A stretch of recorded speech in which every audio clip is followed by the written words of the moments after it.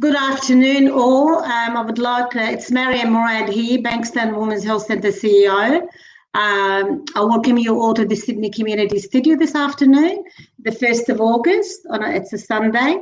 I would like to start by acknowledging the traditional owners of this land that we stand on and pay my respect to elders past and present. Today we have a guest speaker, Mr Steve Kamper, who's state member for Rockdale, and in his portfolio is the Shadow Minister for Small Businesses, Property and Multiculturalism. We've invited him to the studio today to talk to the community about the latest health orders in relation to the religious leaders' exemption. There's been in the restricted LGAs, there have been some health orders to not have anybody in mosques and churches and all of that, any big gatherings due to the Delta variant outbreak right now. So I'm going to talk to, I'll introduce, as I said, the Shadow Minister for Small Businesses, Property and Multiculturalism, Mr Steve Kamper. Well, good afternoon, Mariam. Thank you for having me on the program today. It's an absolute pleasure to be with you and with all of you. Well, thank you, Steve. Look, I want to talk to you about the initiative that you've started after the stricter restrictions on the lockdown in relation to the religious leaders. I understand that you knew there'd be some implications on some of the religious ceremonies, and I've seen on your Facebook that you've done some great work. I want to thank you for tackling that initiative, Steve, because I think, as we know, these are challenging and really unprecedented times, an ever-changing environment. Even the Premier last weekend, when she introduced more restrictions for the restricted LGAs, which includes a whole heap, she basically said, I will do these health orders, I'll introduce these new restrictions, and then later on I'll tweak it to see how is it implicating. And so, do you want to speak to us a little bit about, the initiative that you've started? Yes, Mary. Our job as politicians is to actually, and members of Parliament, is to listen to our community. And I mean, this has all come about from listening to this issue within the community. So during all of the COVID restrictions, people of faith haven't been able to go to a weekly service because of the restrictions, and as a consequence, whether it's a church or a mosque, they've been live streaming services to people of faith. Now, and to parishioners, and it's been a very, very important service for them, especially the fact that there's so many people locked down and going through the hardships that we're going through with this lockdown. It's an important part of their week. It's in terms of healing them spiritually and helping them get through these difficult times. So, of recent, they started introducing the lockdowns of areas, of local government areas. And many times when they do that, they don't necessarily get what it could. They don't necessarily understand what it could produce. Now, in this instance, you've got situations where faith leaders are actually going to their place of worship and performing live stream services every week, but suddenly they live in an area where they can't leave to go and perform that live stream service to thousands and thousands of people. So it just seemed really odd. It's just really odd that, for the sake of that one bit of travel, which is direct from their home, they might live in Roselands, for example, and the place of worship might be in Parramatta. Couldn't leave Roselands to go to Parramatta to perform the live stream service. So I've had a number of faith leaders who have called me with their unique issues. Yeah, I'm going to stop you for a little bit, and I'll tell you why, because I didn't mention before that I want to do a little bit of translation, because we've got a big cohort of the Arabic community. Do you mind if I do a little bit of translation, sum up exactly what you said? فاذا انا احكي شوي بالعربي. ستيف هو نائب بمنطقه روكديل، وكان نواب مناطق، كنائب منطقه هو بيكون الشخص اللي بيحمل مشاكلنا وهمومنا للجفرمنت. كان عم يحكي انه لما صار التسكير في لما صار التسكير القوي على المناطق اللي مأثرة اللي هي كانتربري وبانكستون وهدول المناطق، في صار هو عرف انه حتكون تأثر على بعض الناس اللي بالنسبة اللي بنروح على الكنيسة او بدهم يروحوا على I'm not even able to say that in Arabic. الكنيسة والجوامع. فهذا اللي لهون هلا هيك حكى ستيف.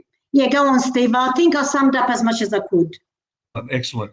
So what I did do, I mean, I did have close to 2 weeks ago when they first brought out the particular restrictions, I did write on an individual request and didn't get a reply from the minister at the time and didn't get the outcome.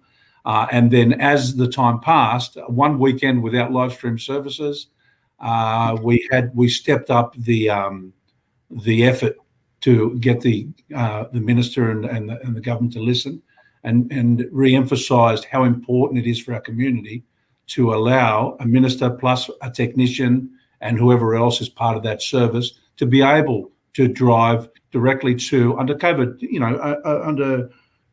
COVID safe practices, perform that live stream service. And on Friday, on Friday we really stepped it up. I've written again, and a lot of other state members of Parliament, people like Tanya Mahalik from Bankstown, Jihad Dib from Lakemba, Edmund Atala from Mount Druitt, Hugh McDermott from Prospect, and Guy Zangari, Sophie Kotsis, all of them made representation together with my request, and eventually Friday evening at about 10 o'clock in the night, the minister called us and said, we are going to allow the live stream services to happen, because we're going to acknowledge our faith leaders as authorised workers. So that was a big breakthrough. That's a fantastic outcome, Steve. I think it is fantastic to have so many, because you're talking about these are some of the Labor MPs who had put their hands together to really lobby and to lobby and do their job in allowing the faith leaders to be live streaming from their worship, from the start of the worship. So I'm going to say that in Arabic, because just let me clarify. When the restrictions happened, which is about 2 weeks ago, this is when he started talking to the Minister of Health, Brad Hazard, correct? In terms of those areas. Yeah, I actually communicated via email requesting that. In the past, whenever I've done that, I've usually gotten a result, generally smaller issues, but we didn't at that time, and I can appreciate with the escalating numbers and with all the changes, it's gotten very busy and very tough for them to make amendments. So I don't really want to have a shot at the minister or anything. At the end of the day, they're tough times, and to his credit, Friday night he delivered. He listened and he delivered. Perfect. He's pretty good. Mr. Brad Hazard is there because he's our minister. Because I work in the health space, he's pretty good. He really understands and he really listens to the community. So I'm gonna translate what you just said. I'll try to sum it up. فلما راح ترجم شو حكى هلا ستيف. بالنسبه من شي اسبوعين لما سكروا المناطق صار في صعب كثير على religious leaders على religious leaders والاي تي تكنيشنز بالجوامع وبالكنائس، انه اذا كان واحد ممكن يكون ساكن بهيدي المنطقه مثلا برايزلاند او بباراماتو بده يجي على كنتربري بانكستون اريا ما قدر يجي، فاتصل هو عمل ايميل وزير الصحه اول مره يعني لانه في عليه شغل كثير بالنسبه لوضع الكورونا اللي موجود عندنا هلا. رجع بعد جمعتين جمعه الماضيه اتصل فيه بالتليفون وقال له انه هذول لازم يعملوهم للchurches, church leaders, religious leaders to be authorized workers. يعني بيقدروا يتنقلوا من منطقة لمنطقة من دون أي restrictions. Yeah, thank you for that, Steve. I think I summed up what I could so far. We're getting some nice messages from people, which is really good. So now I wanted to ask a question, Steve. So with the authorized, so you've advocated for the religious leaders who are within the restricted LGAs to be able to move around unrestricted, basically being able to move around from their homes, not unrestricted, from their residence to the churches or to the mosques. That's right. Within those LGAs. Now, I know in the health space, we are authorised workers. All my teams at Fairfield LGA and Bankstown LGA, we've got authorised workers. I had to give all my team members letters to say this such and such works at Bankstown Women's Health Centre, work at Fairfield Women's Health Service, and they deemed to be authorised workers. What are some of the stuff? What would the religious leaders need to do? Do they need to get an exemption from the police, from the Ministry of Health? Who do they need to? Just can you talk to that topic, please? I mean, they're authorised workers by nature of the work they do. So I think, if a police officer was to question their movement, they would say, I'm a priest or I'm an imam and I'm travelling to this place of worship to perform this duty. And I think that sums it up. So you won't get an official bit of paper that says it. Just like, you've provided it to your workers just to assist your workers, but essentially it's not necessary. Just like you probably didn't get one. Yeah. Oh, well, because I also move around, because in these times we had a lot of donations outside Canterbury Bankstown. I had to travel. I had to obey by the health orders. I'll travel outside of the order, have my card, and I have my credentials for people to, because I might be stopped by the police. And I also, when I come back, I also get the test. I get tested because I left my LGA to do some work and I came back to my LGA. So I've been tested about 5 times in the last 2 weeks. It's really unpleasant, but you got to do what you got to do. It is, and the truth is, the police are out there doing a job, and they're out there either looking to protect our community and look after us through this process. If you're stopped by a police officer in relation to an issue like this, a good simple conversation moves you on and gets you to your place of work. I don't think there's real issues there. It's very hard to start issuing certificates around to everyone for every single change that happens every single day. And we've got to remember, a lot of these things are on the run. Every day we've got something new, and then they may establish that one order is not really flexible enough or creates an unintended outcome. So that's why we've got a lot of changes. That we're all trying to work through this. What's important here is that we all work together. We all work together as people to get through this tough times. It's this time, especially this Delta strain. It's put so much pressure on our health system, on our society. We've got to make sure that we're all working together to get through this. We have to continue to work in a logical way. Most of these things are common sense. If we just sit down and think about why we should or should not be doing something, there's a reason for it. Absolutely, and I know that, and I think you and I when we had the chat last night, we basically talked about the police are there to deliver a directive from the government. And I've had these discussions. We did live stream in the Sydney Community Radio initially and talked about the police role. The police aren't there because they just want to do that. It's a directive from the government to keep us all safe, because anything the government does is to keep the community safe. And I think we've been really lucky so far, Steve, if I want to be anywhere in the world in this pandemic, I want to be here. I don't want to be anywhere else. Because the way it was managed, I think it was managed pretty good overall. And we're all fortunate to live in the greatest country in the world, I believe. and we all come from, many of us come from other backgrounds. Like myself, I've got a Greek background too, but I'm so grateful to live in this country and to have the health services that we have. We're able to speak our minds, and yes, this is a bit tough and it's a little bit confronting for people because there's extra rules around us, but those extra rules are there. They're there to protect us, and it's not to say that every rule and every decision is perfect, but we're working through this, and it's something that we haven't had to deal with before. And so we just got to be a little bit patient on occasions too. That's exactly the key thing for me. Just have that little bit of patience, and all our patients being tested during those times, and it really brings the best out in people and sometimes the worst out in others. And I think we've seen that quite clear through the whole pandemic.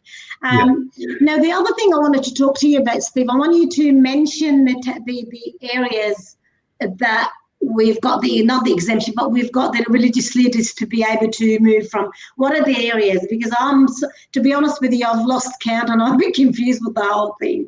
So can you please? Yeah. In terms of the restricted areas, well, you're going to get me on the hop there because they've changed them the last few days too. So there's the Georges River Council, Georges River LGA. You've got Canterbury Bankstown LGA. You've got Fairfield LGA, you've got Liverpool, and you've also got Blacktown now. And I think all of the restrictions are fairly. I might open your Facebook because I think you've got it there. It's and I think most of it's just like there's so much happening at the moment. I'm also the shadow business for small business. I'm just fielding phone calls every single day from people that they've lost their whole income stream, but they've also got all these expenses on top of it. So it's not just that they've lost their earnings to feed themselves with, but they've got more bills where they've got no earnings to cover them with, over and above their household bills.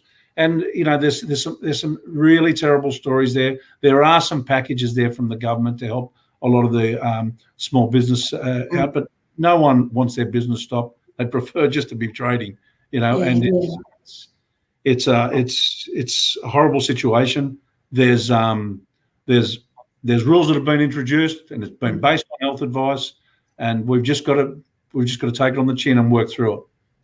Look at the health advice. Lots of times when I have a new health advice come up, like, are we all glued 11 o'clock to see what Gladys is going to say, what some of the introductions, and then it takes the whole day, and sometimes we have briefing with the minister or the Minister for Health or the Multicultural Minister, or even Gladys a couple of times she did briefing for the Bankstown for Southwest Sydney because we are a hotspot, and particularly Fairfield.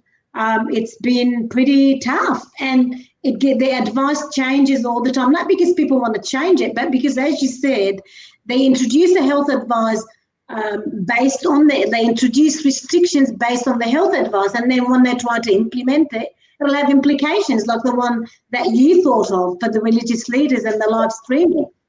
Yeah, I mean, in terms of, I think it was important to appreciate how important religious services are to people and to people of faith.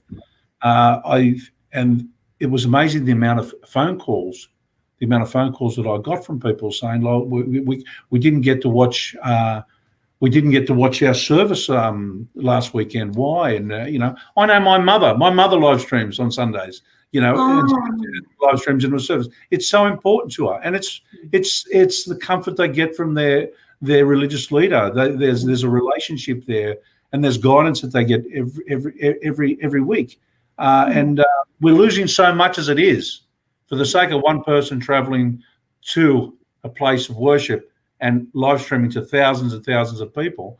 I think it was a real sensible change.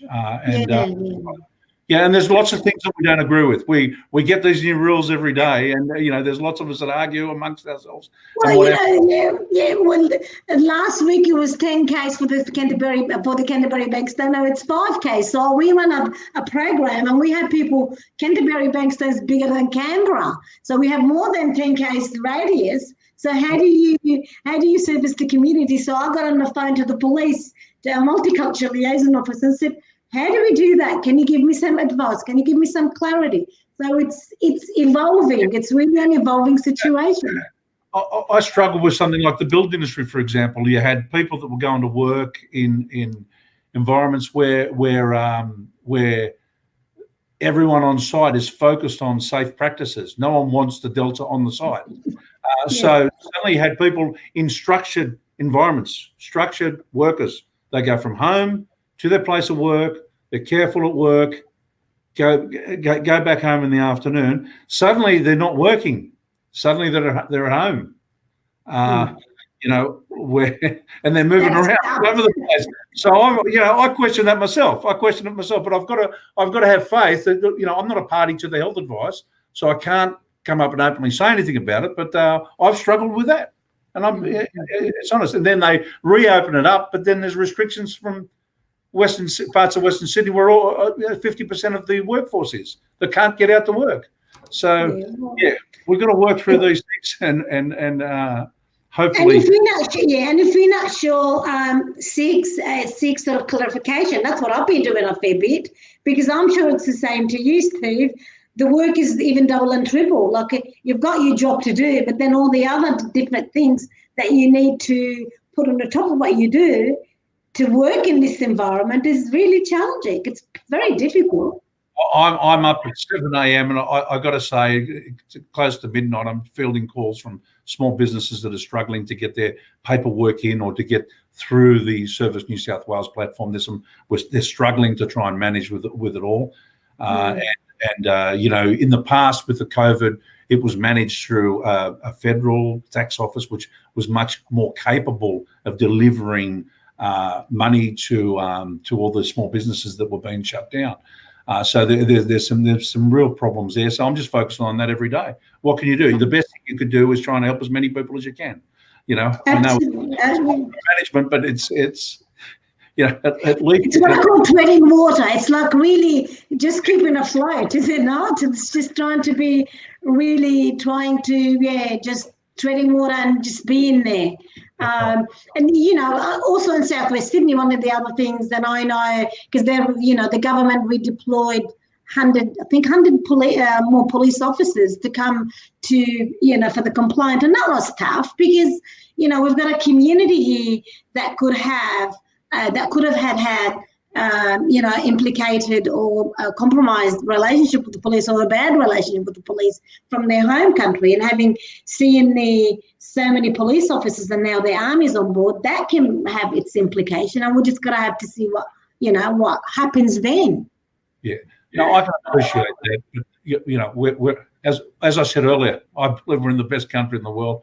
We've got our police forces there to protect us. Our army's there for us, and let's be frank, the army is people that work for the military are paid for by the federal government. If we are short on resources, we should call upon them, and they're there to help us. They're there to support us. Absolutely, yes. And we got to get that message out to all of our community. As I said earlier, if we all just show a little bit of patience and try and work through in a common sense way, and we all reach out. It's all about loving each other a bit and getting through this. You know that I know. And work together as a community. I mean, we're working together with you. You know, you're from Bankstown, you're from Rockdale, Steve, and we're working on this together because there's a common theme here. Religious leaders across those areas, and it intersects everywhere. And you know what?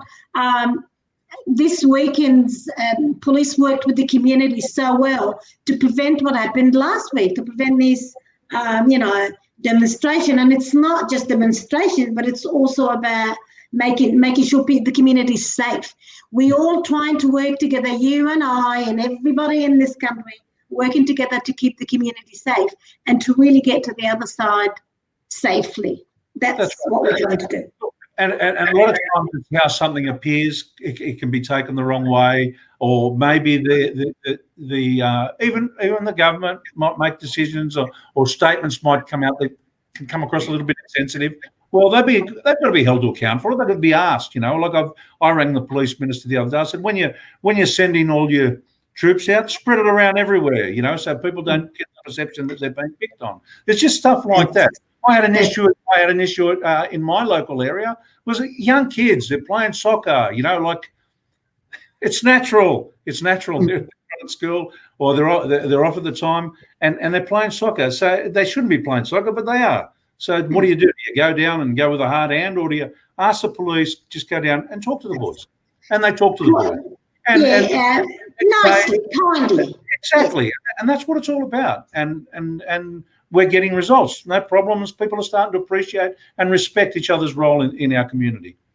Absolutely. And you know what, Steve, I was saying to someone last week, they thought from our area, the newspaper rang me up and said, we want to do a story. And we run a program. And we've had random people coming on our website, the Bankstown Women's Health Centre, saying, can we please donate? We know you're giving free food out to the community who aren't the most vulnerable. We talk about elderly, we're talking about women, we're talking about people with disabilities and the rest of it. And, you know, the donations that we had from the St. George area was phenomenal. Like I actually drive work bus twice and 3 times a day to go and pick up some donations, or people send food vouchers or whatever they send to us, because people showed kindness. You show kindness in this space. I'll give you an example. My office, we opened up, promoted to raise for food and items for a women's shelter. If I could tell you, within 2 days, I had nearly my whole meeting room full. I couldn't believe it. And that's what heartens me when I see that type of goodwill in our community. I know we'll get through this and we'll get through these hard times. I'm absolutely sure of it. I have faith in our community.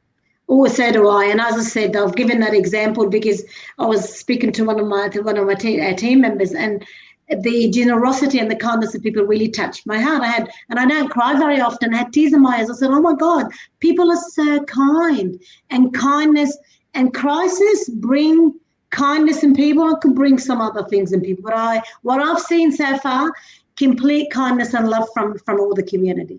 Absolutely. So I want to thank you, Steve. I really want to thank you for your time. I know how busy you are. I want to thank you for coming on board and talking to the community in that topic. And I want to thank you for taking that initiative. It means a lot to a lot of the community, because religion is so important to all of us. It was my privilege and my pleasure. Thank you very much. Thank you very much. And we will catch up with you later. Thank you. Bye-bye. Do you want to say a last word, Steve, or you've done? What do you want to say? Thank you. Okay, thank you very much. I'll see you later. Thank you.